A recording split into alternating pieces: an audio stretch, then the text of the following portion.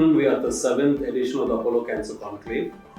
We're joined with clinicians and members from the Amsafar Trust on the launch of the LGBTQ clinic.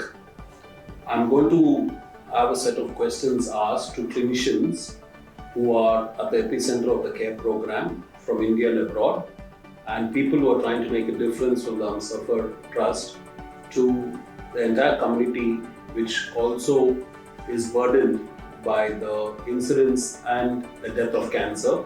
My first question is to Dr. Jyoti Bajpai, lead medical oncologist at Apollo Cancer Centers, Bombay, whose brainchild it was to start the LGBTQ clinic. Dr. Jyoti, what got you thinking and what actually seeded this idea in you that it's the need of now? So thank you, Dinesh. I believe this is an extremely important question, and let me tell you that in my breast clinic, one of the patient, when I was trying to put her on hormonal therapy for breast cancer, she is ER positive disease. She was a young breast cancer, which is one of my very passion area to treat. Then she, very reluctantly told me when I was counseling her for various aspects, that she using hormone replacement therapy because she belongs to the community, LGBTQ plus community, and then she has all sorts of fears, and she doesn't want to disclose it to the family and many other things. And then it was a challenge for me that how will I put her on tamoxifen when she's already taking that, and if I will stop it abruptly, how she will react. I gone into the literature. I even found that there might be even suicidal tendencies in some patients if they abruptly stop their hormone replacement, and many negative things. And I was keep on thinking, and there was a dilemma that and the care pattern is patchy world over. That's what I was my belief, because I was not finding that who is the leader in the field, and I was just trying to search.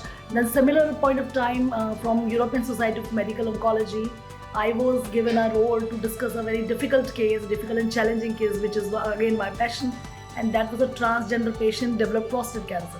So it was kind of a adversity and opportunity, I would say, and with these two cases I learned a lot. And then I tried to find people, and I was fortunate to find Dr. Shalmangi and Dr. Alison Mayburner from UK. They were the people who were working in the space. Later on I connected with Dr. Mariam Lasberg also, and a couple of other people who are making their efforts. And that's how I thought, in this part of the world, practically there is nothing which is existing, and we have to do something. So that's where this thought begins. Thank you. Out of the three clinicians who are globally renowned, we are fortunate to have two of them amongst us this afternoon. One is Dr. Shail Mengi and the other is Dr. Mariam. My next question is to Dr. Shail Mengi, who's from Dana-Farber, who's joined us at the conclave. First of all, thank you for traveling all the way here and joining us. Out of your experience at Dana-Farber and the program that ASCO has carved out, what do you think is a learning that India could get? Second, how could we collaborate? And third, how do you see this folding out in the years to come? I thank you for inviting me and for focusing on this population that around the world experiences discrimination that impacts mental health and physical health, and puts LGBTQ plus people vulnerable for increased cancer risks, so more higher incidence of cancer, less likely to be screened for cancer, more likely once they're diagnosed to have delays in diagnosis, to have a bad experience in the cancer center, and more likely to die from the disease. So we have data in the West that shows this, so that we don't have to start, we often had to start with there's no data, there was no database collecting sexual orientation or gender identity, so we had to tell patient stories and try to convince people that this was a problem and that this was important. Now we have 15% of the population identifying as LGBTQ, as much as 15%, depending on the age of the people we're asking. And we see that there's millions of people with cancer, many of whom are part of this community, but do not feel safe when they go to the doctor to say. That is a universal problem in the world. That is a problem in India that we can give education on how do you make your clinic safe? How do you understand that the patient coming to you has had a minoritized, discriminated against experience in their daily life walking around, but also when they interact with healthcare? And so how can we help you understand when you're seeing that patient that they are not going to necessarily trust you or follow the typical path? How you have not been educated, because it's absent from medical school curriculums, it's absent from oncology curriculums, to meet the needs of somebody who has a prostate, but because they appear female, never had prostate cancer screening or doesn't have that paid for, and how that person feeling something wrong going in their body has to advocate. Allison and I, Dr. Berner and myself, with ASCO and ESMO, developed a global curriculum, so an outline for a global curriculum for LGBTQ and oncology. So there are resources out there that we can connect you to. There are opportunities in India for community, to hearing community voices, to building that trust. And I think that there's then funding opportunities and things for us to learn, for the whole world to learn, because if you can really advance these sorts of clinics, which are just, well, there's one in the UK, there's 2 in the US, they're all starting, they're all in infancy. But if this is so supported by leadership, then this can really be a model for not only India, but for the world as to how can you support people who are very vulnerable. Because across the cancer care continuum, we see from prevention of cancer for LGBTQ people who are smoking at higher rates, have their own social barriers, have isolation, to end of life where hospices and families aren't taking care of them. Across the whole spectrum, we're seeing bad outcomes, and having cancer is hard enough. We need to take care of everybody. And so to see that commitment here, and here in India, there's a cultural recognition of transgender people. That I think allows for more disclosure and more concentration of potentially out trans people because of the hijra culture. So there's so much that I can see forward in time that the world can learn. That's very helpful, Rochelle, and from whatever little I heard from you, a huge experience, vast, and also talking about publication, and very insightful on real-time, real-world clinical experience, and I'm sure that the clinical teams at Apollo could benefit from you. I'm going on now to Dr. Mariam Datsberg, who's the immediate past president of MASCC. And the question to her is, out of all the experiences of the organization that you were the former president of, what insights are the top 3 critical factors to make sure that the program is here to stay and make a difference to people? Thank you so much. Really excited to be here among colleagues, and really congratulations to Apollo and Apollo leadership for recognizing how important it is to have inclusive healthcare for all individuals, including those in the LGBT community. So the Multinational Association of Supportive Care, also known as MASC, is a global organization that also includes members from India, and so we focus on how to improve cancer care, including cancer supportive care, and that means really delivering personalized, holistic care to any individual and their families that are diagnosed and affected by cancer. And so in my presidency, I convened the Disparities Committee to specifically look at various global disparities in the delivery of supportive care. And one of the central concerns that we identified in this global survey centered around the LGBTQ communities around the world, where we are seeing disparities. So I think you guys are already doing so much, so I wanted to recognize that. But important things is awareness, and continuing to raise awareness that this is an important issue, and if we want to improve healthcare for all, we need to be inclusive of all individuals and address their unique needs. Access, so having a dedicated clinic that is a safe place, I think it is absolutely so important. And three, I think there is a lot of research that we can do on best practices on how to best take care of the unique needs of the members of the LGBTQ community. And this is a point of collaboration with MASC and other international societies that I think Apollo can take part of, because I think we can really work together to come up with easily applicable consensus statements and best practice guidelines that can be further implemented in other parts of the globe as well. Thank you. That's very helpful to know that we could collaborate and partner, because rich experiences will help us leverage this and cross-pollinate thoughts for quicker. Absolutely. I'm just going to move from Dr. Mariam Letzberg to two of the people who have their feet on the street and have actually probably interacting with members from the community much closer.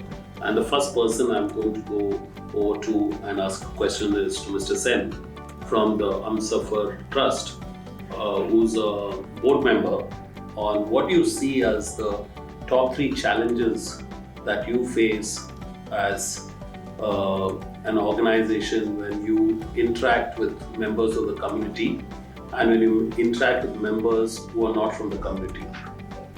So, our learnings come from 30 years of experience, because we started at a time when the HIV pandemic was at its peak, and we were losing friends right, left, and center. And it was a point when we realized we have to come together, because there was no support system for us. So it told us that we have to support each other. We have to clearly build a system of an ecosystem that will be able to support each other within that time of dire. So I think our learnings from there have taught us that communities will come to you and trust you only when you talk to them, only when you interact with them, only give them a safe space to come where they can come and be themselves, and they are not being judged for who they are. So I think that to create that safe space is what Humsafar was able to do successfully. And over 30 years, we have now several communities, and not just in Bombay. We have inspired several other organizations in a pan-India fashion, where we have supported several NGOs to build such spaces even in tier 2 and tier 3 cities. And Humsafar also has 6 clinics, and we feed from these data, and we understand that at all these places, the biggest challenge is the trust factor. And we build spaces where the communities can come, and so we invite Apollo, we invite TMH, we invite doctors to come to Humsafar and interact with our communities so that they understand what the fears are. And then we can also go into your spaces and interact with, because it's not just the doctors, it's the paramedics, it's the peon, it's the register, the person who's taking down your names. It is the entire gamut of the ecosystem that needs to be sensitized. So Humsafar has programs, and this is the biggest challenge we think, is that we have a program for sensitizing several facets of the ecosystem.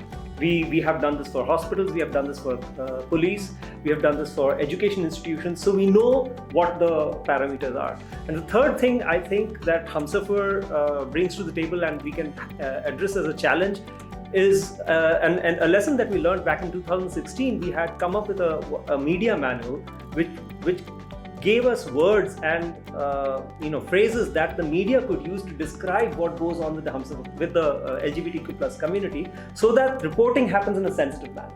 I think such a manual can be developed with Apollo's help, with doctors across the board from TMH, where we can build a sensitive manual that becomes kind of the gold mine, so that tomorrow if some new person comes, this becomes maybe a curricular document, maybe a non-curricular document, but something that can become a part of the education system that goes to new doctors who want to help and become part of this more empathetic approach towards LGBTQI communities. So that's very insightful, because you touched on 3 things from the way I see it. One is the various touch points you need to be educated. Second is the heterogeneous of the environment of people who need to build trust with you.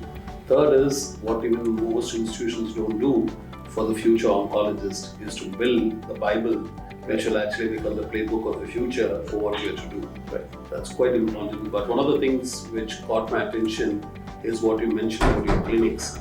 And taking a cue from that, I'm going to ask Sakshi Mane a question on, as the person who's in charge of the clinics, what's one big challenge that you see while you're trying to run this healthcare facility that you consistently see happening across?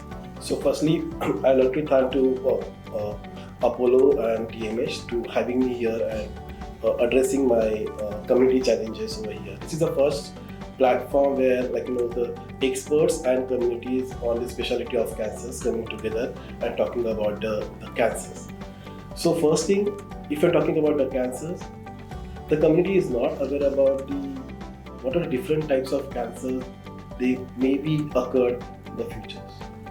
People are coming to us at the very later stage where I can't do anything else. From the last 1 year, I see 4 clients who are very close to me. They are coming to me and asking help at very palliative care, where I can't do anything because I can do support as much as possible, but the clinical part I can't do anything because they are into last stage. But if you see on the community perspective, communities are staying in alone because of the stigma and discriminations. They are away from their home, right? And they are staying single with their maybe a choice of families or maybe their partners. But in certain stages, they are not getting any support from their partner, maybe a community persons. In such cases, how we can help, right? So I personally feel that there needs to be a mass awareness between the communities as well as the healthcare facilities, where they need to be understand my concerns and my need very appropriately. There are so many transgenders, if you can see on the ground, because they can't afford the fees of endocrinologists or maybe other experts. So they take their self-medication. Most of the transgenders are taking hormones by from the if he's had precision, so I can use that precision and I'll take the pill. I don't know how much quantity I can take. They're just taking their pills on the self. He's taking 5, I am also taking 5. But my body is different, your body is different. Maybe I'm HIV positive, maybe you're not you are HIV negative. There is a different treatment patterns for HIV positive and the negative person. How we can take? People are not. That issues leads to the cancers, but people are not having that knowledge. So maybe it's about that transgenders, but it's about all the spectrum. We are talking about the LGBTQ plus communities. So that awareness needs to be there. Second thing, my one suggestion would be because the HIV program, if you can see them in the last 20-30 years, they engage the communities from the start, planning, executions and implementations. The visibility is more in the HIV program. So I personally feel that we are in the starting phase. That visibility needs to be there, where we need to engage communities at the discussion level to implementation level, that to execution level. Because we are the driver, we are the communities, and we know the needs and the challenges of communities. So then you are expert, we are communities. So then it's very joint collaborations together which will help to that it's not about reduction, but it's more about we can have a discussion around where we can find the people comes to us at the early stage, not at the last stage, where I can support them, I can navigate them. It's not about my community can navigate them for the appropriate treatment. That is my solution. That's very helpful, and the emotions in your talk shows how close it is, and also that the insights you have developed is basically showing as a community how close you work.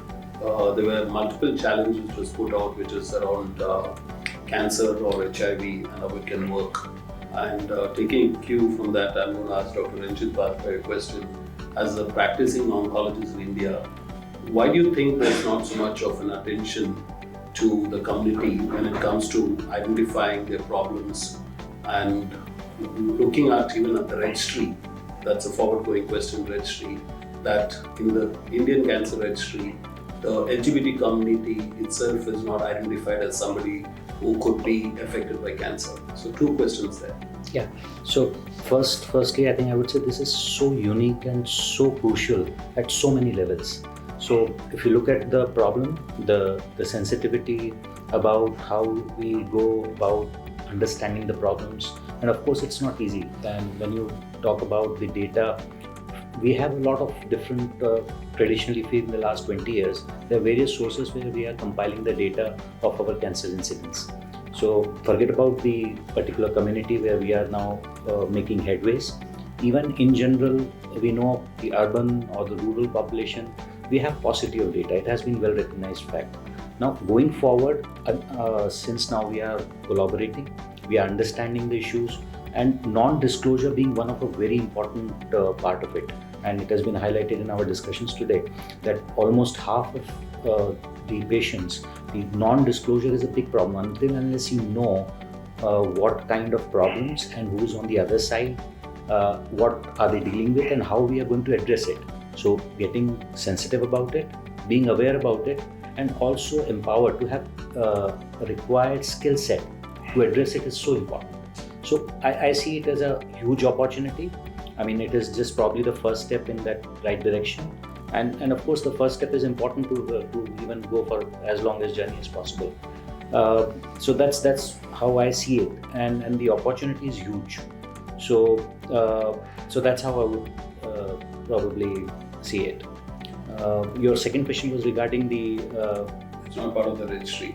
Yeah. So that's what I read. So I mean, we can just walk. We can just walk towards it. I understand. I mean, now look at what happened in the last 10 years. Now we have the Bangalore-based unit where, like, earlier there were a lot of different registries having data from different sources. Now we have unified data for what is the exact numbers we are dealing with in terms of cancer of different sites for different communities.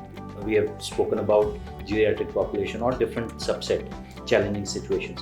This is far more common. My understanding is that, of course, we realize that India is a heterogeneous population.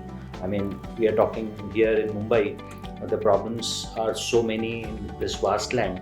I think if we sort of try and collate or maybe start from here, we will certainly be able to get the data understanding. But I think the most important issue is to just get the sense, like what he has rightly highlighted. There's so many patients which we are transforming because of the lack of awareness, because of the understanding, getting into locally advanced stage, identifying them early, identifying their risk factors, as she has beautifully highlighted. All these things will help us go a long way. Thank you. So I'm just going to ask two questions. One is jointly to you and Shale, and the second question is to Sen and Maryam. The first question I'm going to ask, and I'm going to ask you whether the question is relevant, so I can ask you, is there a way to look at having the LGBTQ community-based cancers to be looked in the National Cancer Grid? And when do we move to that?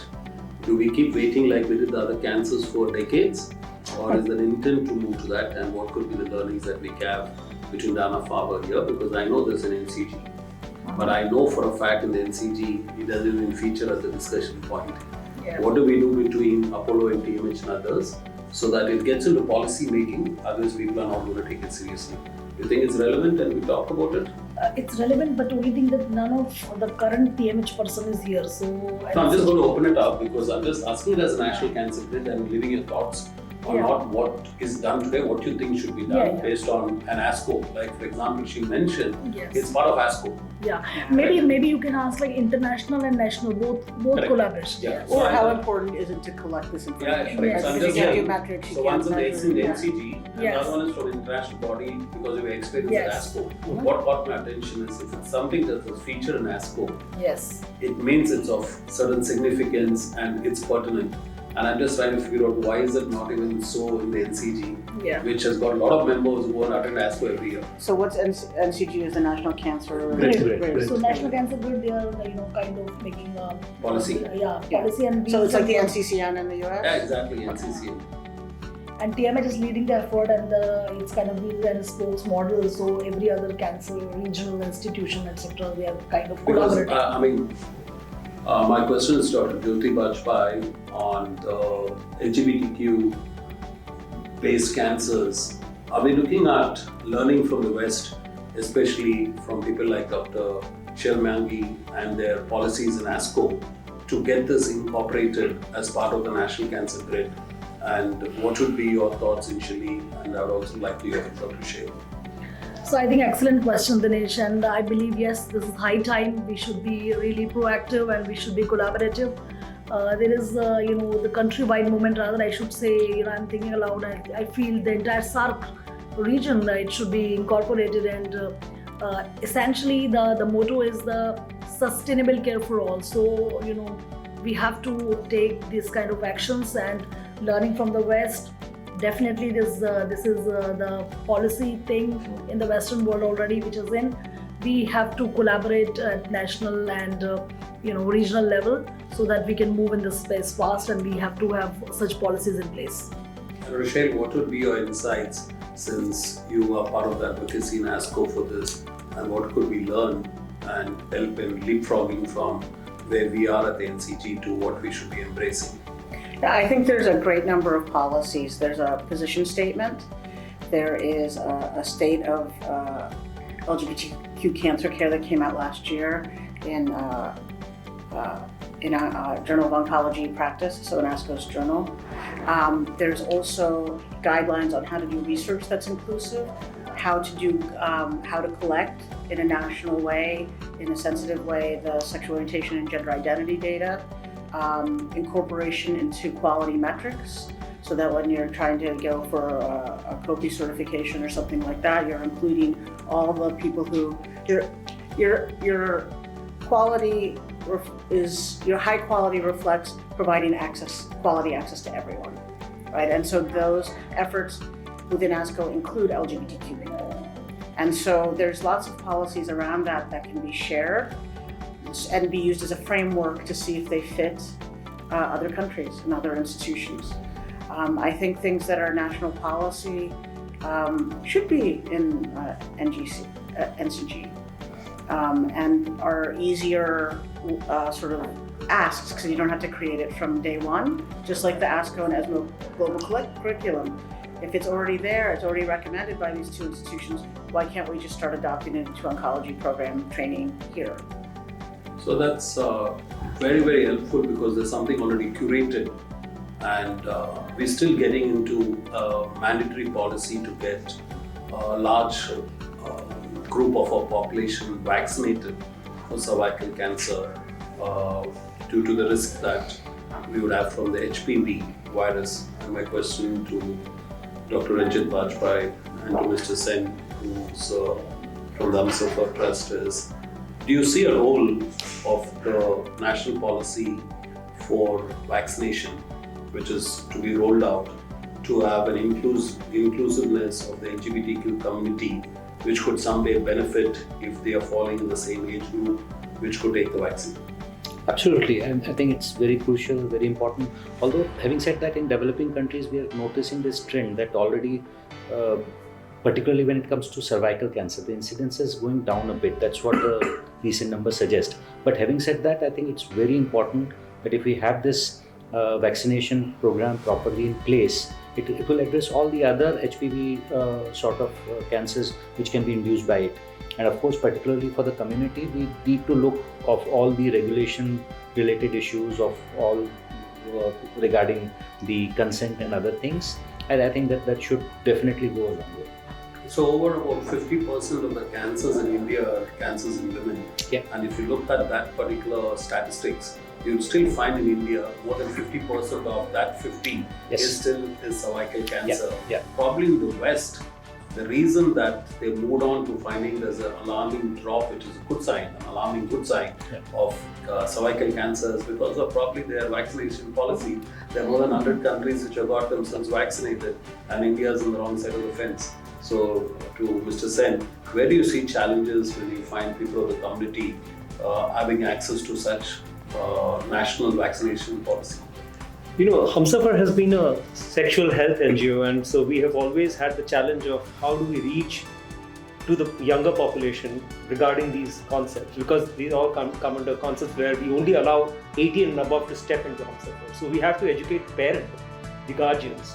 We have to have some sort of programs that reach out to them so that they, irrespective of their bias, whether they are candidates, whether they are children are LGBTQ plus or not, they need to be primed that these are the ways forward for an HPV vaccine or preventive measure. Having said that, I think there are still two sets of people. There's always a person who believes in science and then are eager to take the vaccine, and then there is a slot that has vaccine phobia or vaccine questions the vaccine for whatever reason. So I think besides making targeted information for communities, because what are the fears of the communities, and therefore create targeted information for those communities to use proper data and show them that this is the data and therefore you should take the vaccine. I think that is the way forward I see as Humsafar, where we can help in bringing these two together and helping communities to build some sort of immunity where we can prevent some of the basic HPV-led cancers baseline. They're very helpful because there's some light at the end of the tunnel. And with that note, Jyoti Bajpai, I'd like to thank you through this platform for taking the initiative, and Dr. Sheila Mengi from Dana-Farber to come forward to collaborate and educate us based on your experience. Thank you all. Thank you so very much. much. Thank you.